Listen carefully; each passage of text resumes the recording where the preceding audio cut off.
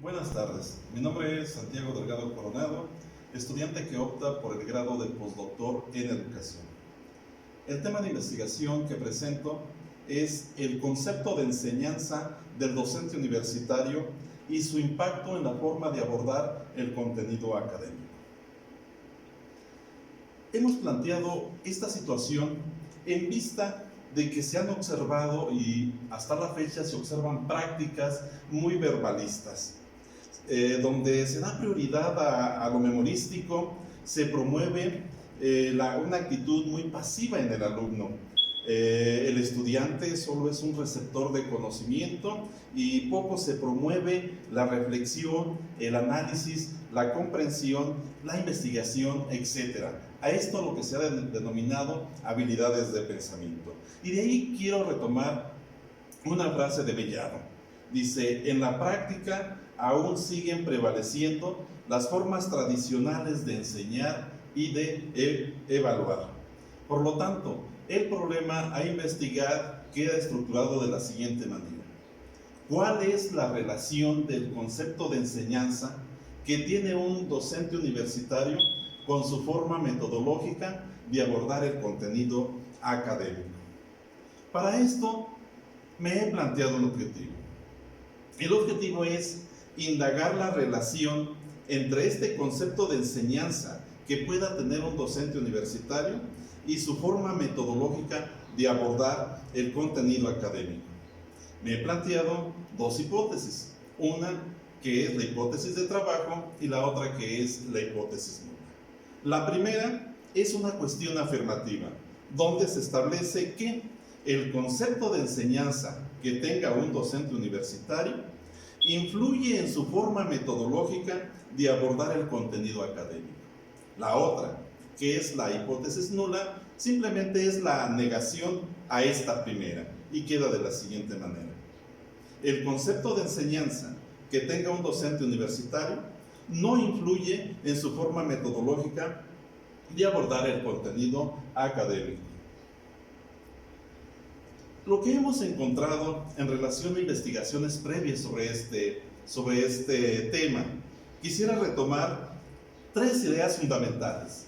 La primera, que es de Kane, dice: los cambios fundamentales en la calidad de la enseñanza en la educación superior son poco probables de ocurrir sin una modificación de las concepciones que sobre la enseñanza tienen los profesores.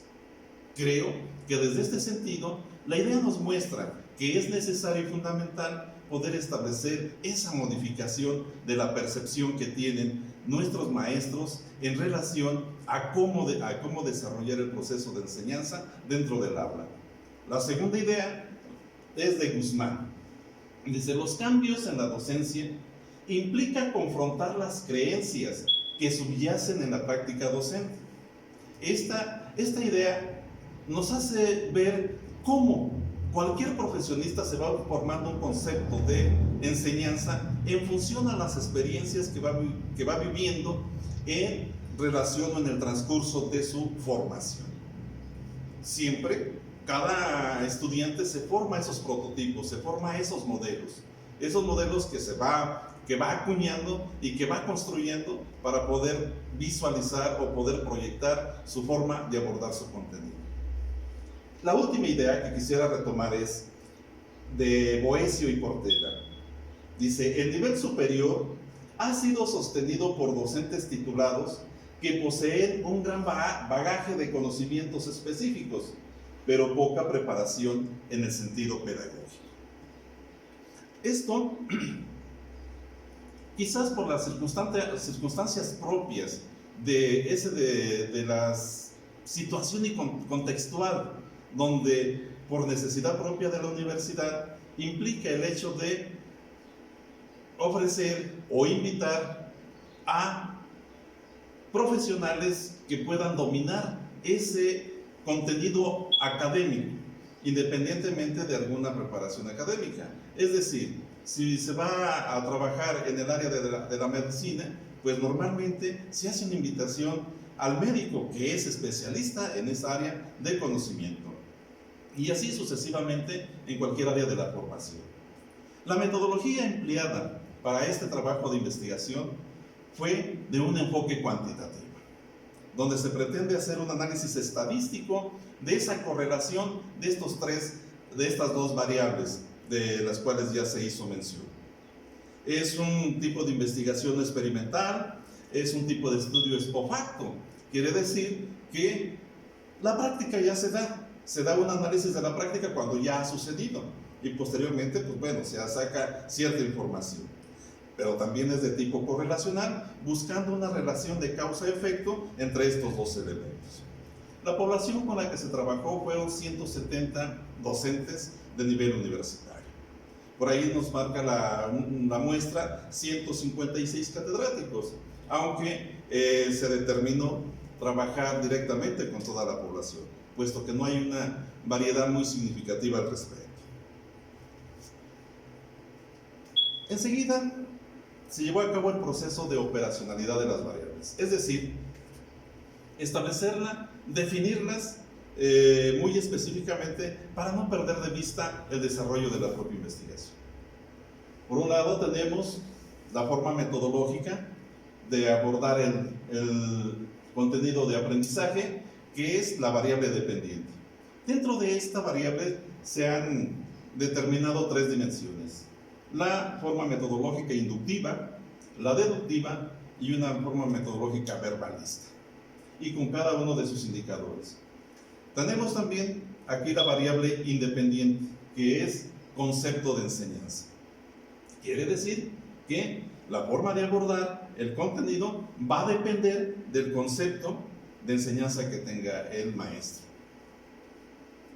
Dentro de esta variable, concepto de enseñanza, variable independiente, hemos determinado tres dimensiones, que es un concepto de enseñanza en la dimensión práctica o activa, una dimensión o un concepto de enseñanza dentro de la dimensión colaborativa o social, y un concepto de enseñanza centrado en una dimensión pasiva. Es decir, la primera, la práctica, es donde el alumno construye sus propias conclusiones, es donde el alumno hace sus propias indagaciones y va construyendo sus propios aprendizajes.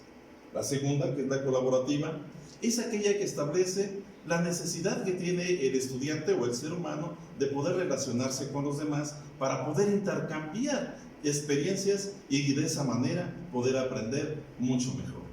La tercera, que es la forma que conocemos como tradicional, donde hay una postura muy pasiva del alumno, donde el alumno solamente es un receptor de conocimientos y pues bueno, no tiene mucha actividad en ese sentido.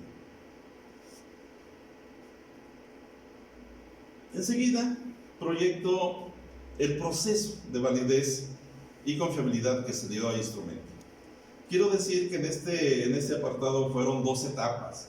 La primera, donde se diseñó un instrumento con 20 ítems y en aquel entonces el nivel de confiabilidad redundó entre el punto 456. Aunque se me otorgó la viabilidad pues para aplicarlo, tomé una decisión en el sentido de poder reformular otro cuestionario. Reformular el mismo cuestionario donde se generaron 40 ítems. Esos 40 ítems fueron divididos en dos categorías. En esas dos categorías para poder buscar la correlación. Una vez realizado esto, se dio el primer paso para buscar esa validez. Se hizo por el método de la opinión de los expertos, donde se invitaron a 5 de ellos, 5 expertos, donde nos dieron su punto de vista sobre cada uno de los ítems. Y pues bueno, se tomaron algunos criterios sobre algunos de ellos, sobre si el instrumento verdaderamente recababa la información que se solicitaba, si existía una relación del instrumento con el propósito de la investigación, etc. Y los resultados fue de una validez del 94.2%. Esto en base al método de expertos. Posteriormente se da el paso a darle confiabilidad a este cuestionario. Y el proceso de confiabilidad se dio mediante la técnica del alfa de Comrise, donde nos ayudamos del programa SPSS, que fue el que nos ayudó para poder determinar este grado de confiabilidad. Y resultó que obtuvimos una confiabilidad de 0.892, el alfa de Comrise, como se puede ver ahí en la presentación. Quiere decir que es una muy buena confiabilidad. Los datos, la información que nos arroja el instrumento es muy confiable. Una vez que ya se tuvo ese proceso de validez y confiabilidad de nuestro instrumento, se procedió pues a llevar a cabo la correlación de ambas variables. Los resultados fueron positivos.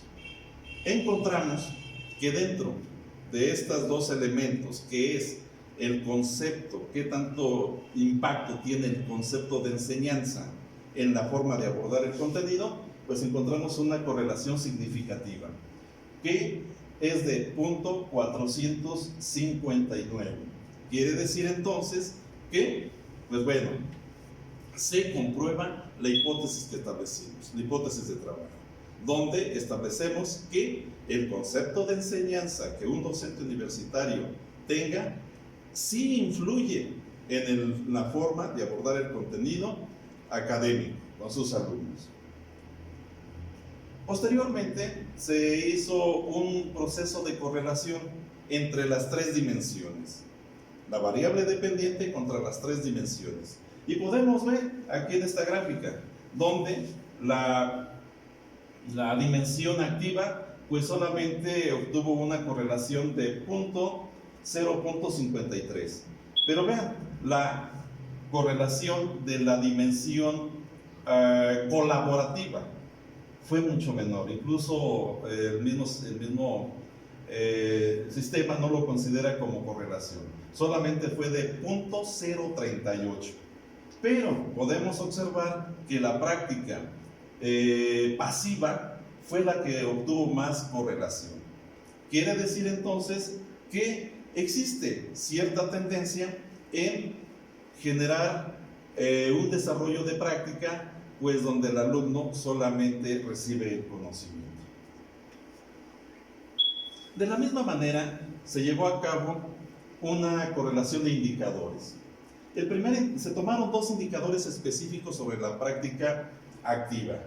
En uno de ellos es donde, si estamos o no estamos, le damos importancia o consideramos importante el hecho de que los alumnos construyan su práctica, construyan sus propios conocimientos o construyan sus propias conclusiones.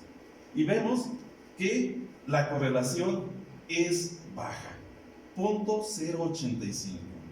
Quiere decir que quizás sí estemos de acuerdo en que el alumno construya sus propias conclusiones, pero no lo propiciamos por medio de la reflexión, que es el otro ítem que por ahí lo menciona. Entonces, es una correlación baja en este indicador. También se consideró otro indicador más, que sería el que el alumno participe en debate. Si dice por ahí el ítem, ¿consideras importante favorecer el debate entre los alumnos para propiciar el aprendizaje? Y pues sí, se colocó esta perspectiva del debate en el sentido de que esta técnica nos ayuda a desarrollar habilidades de pensamiento, como lo es el análisis, lo que es la argumentación, lo que es el proceso de razonamiento. Planteas temas para su análisis y así propicias el debate en los alumnos.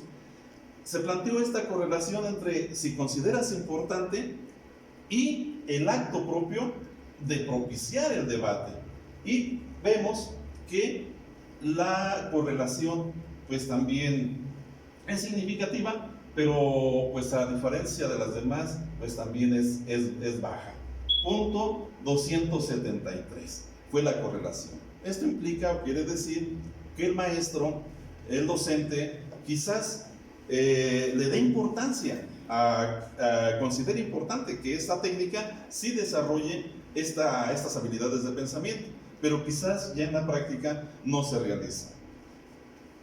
Ahora, para la práctica o la dimensión colaborativa, también se escogieron dos indicadores. El primero es dice, ¿piensas que el alumno puede aprender mejor cuando se relaciona con sus compañeros? Y el acto propio, si doy la oportunidad de que mis alumnos se relacionen. Y vemos que hay una correlación negativa. Ahí no se da importancia, no lo consideramos importante, o lo consideramos importante, pero no damos la oportunidad de que el maestro, o que los alumnos se relacionen con los demás con la intención de favorecer este otro indicador, que es el compartimiento o el intercambio de experiencias. También de la misma manera se planteó, ¿crees que los alumnos puedan aprender en clase al intercambiar experiencias? Y el otro, propicio el intercambio de experiencias, y vemos que la correlación también es baja, es 0.031. Entonces vemos que esta dimensión pues proyecta que no damos mayor oportunidad a que nuestros alumnos intercambien sus ideas, intercambien experiencias y así puedan ir construyendo sus conclusiones. Ahora, en la dimensión de la práctica pasiva, se plantearon sobre el indicador del dictado, que es el primero donde se planteó la pregunta. Dice, ¿estás de acuerdo que es necesario el dictado de información sobre algunos temas en clase? Y el siguiente ítem es, dicto apuntes de libro para ofrecer información a mis alumnos, y vemos que tenemos una correlación muy significativa, es de 0.610. Esto indica que pues sí consideramos necesario el dictado, y además como docentes dictamos información del texto a nuestros alumnos. Otro indicador que se retomó es sobre el papel que juega el maestro, el alumno en este caso. Y se planteó la pregunta, ¿consideras que el papel del alumno en el proceso de enseñanza-aprendizaje es recibir información para generar aprendizajes? Con el ítem, ¿el alumno solo debe recibir información en su proceso de aprendizaje? Y también encontramos una correlación significativa del 0.497. ¿Qué quiere decir esto? Que pues consideramos que el alumno solamente esté jugando ese papel de solamente recibir esa información. Y además, pues bueno, lo hacemos en ese sentido. Nada más que el alumno esté calladito, esté quieto en clases y él recibiendo información. Y por último, se consideró un indicador, el indicador de la memoria. Y planteamos estos dos ítems. Dice, ¿consideras que los alumnos deben aprender algunas cosas de memoria? Con el otro ítem que dice, ¿es necesario que los alumnos aprendan algunas cosas de memoria? Y encontramos la correlación más alta, 0.706 de correlación. Esto quiere decir que, pues bueno, algunas de nuestras sesiones las orientamos en el sentido de que el alumno se aprenda tal cual la información que le vertimos. Es decir, le damos un papel muy importante al aspecto de la memoria. La discusión que llevamos en relación a los hallazgos encontrados. Primero, se confirma la hipótesis que establecimos, comprobando la existencia de una correlación significativa en el concepto de enseñanza del docente universitario y su manera de abordar el contenido académico. La segunda dice, existe una tendencia por desarrollar una práctica pasiva por parte de los docentes, sin dar la oportunidad de que el alumno indague, realice, construya sus propios conocimientos estableciendo una actitud pasiva en ellos, considerándolos como meros receptores de conocimientos. Tercero, se favorece muy poco el pensamiento práctico, es decir, le damos poca oportunidad de que el alumno sea el que realice, que sea el que haga, que sea el que investigue. Por último, se da especial énfasis al dictado y a lo memorístico, así como lo ha establecido este proceso de correlación. Las conclusiones a las que se ha llegado es: 1. Es necesario propiciar cambio en las concepciones de enseñanza de los docentes universitarios. 2. El docente universitario debe poseer ciertas competencias y habilidades, entre ellas el dominio pedagógico. Y 3. Es necesario formar o capacitar a los maestros universitarios en didácticas más activas, donde se propicie el desarrollo de habilidades de pensamiento en sus alumnos, tales como el análisis, la reflexión, la investigación y la argumentación, y así muchas más. Algunas recomendaciones. Para la atención al problema, se recomienda diseñar planes de formación o capacitación en el ámbito de la didáctica para profesionales que incursionen en la docencia universitaria. 2.